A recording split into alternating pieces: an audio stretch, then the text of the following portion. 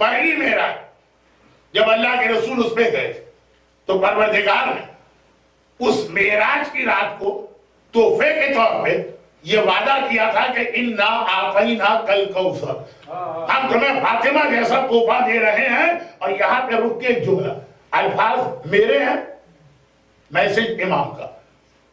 اسلام میں یہ بھی ایک حکم ہے، یہ اسلام کا ایک سسٹم ہے محبتیں بڑھانے کے لیے۔ کمیونٹی کے اندر افتراق اور انتشار نہ ہونے پائے، پہلا اسٹیج۔ آپ مسلمانوں کے درمیان دشمنیاں نہ ہونے پائے، یہ سیکنڈ اسٹیج۔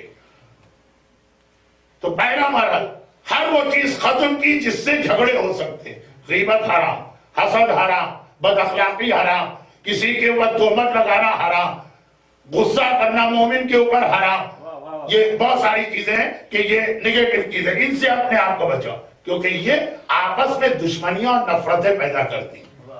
اور دوسری جانب مومن کو سلام کرنا، مومن کو دیکھ کے مسکرا دینا، مومن کو تحفے دیتے رہنا، کتنی تاکید آئی ہے اس کی۔ پھر وہ مسئلے تو بتا ہی نہیں رہا، یہ مومن نے اگر دعوت دی تو اپنا روزہ تک توڑ لو، اگر سنت روزہ تو اب عبادتوں میں بھی یہی ہے۔ چوتھے امام نے اپنا طواف توڑ لیا، ایک مومن نے امام سے ذرا سی خواہش ظاہر کی تھی کہ میرا ایک کام۔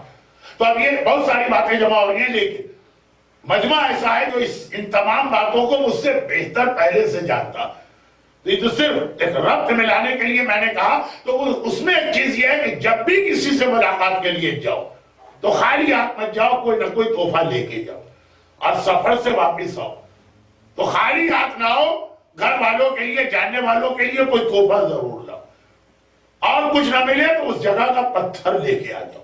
اب یہ پتھر کا مطلب پتھر نہیں ہے، یہ ایک بات سمجھانے کے لیے امام نے کہا کہ خالی ہاتھ یہ، اور پھر یہ جملہ کہ تحفے جو ہے وہ محبت کو بڑھاتے، جو رواج شاید آپ کو ویسٹ میں بہت زیادہ ملے، لیکن خالی تحفے نہیں، تحفے کا اصل مقصد ہے محبت بڑھانا۔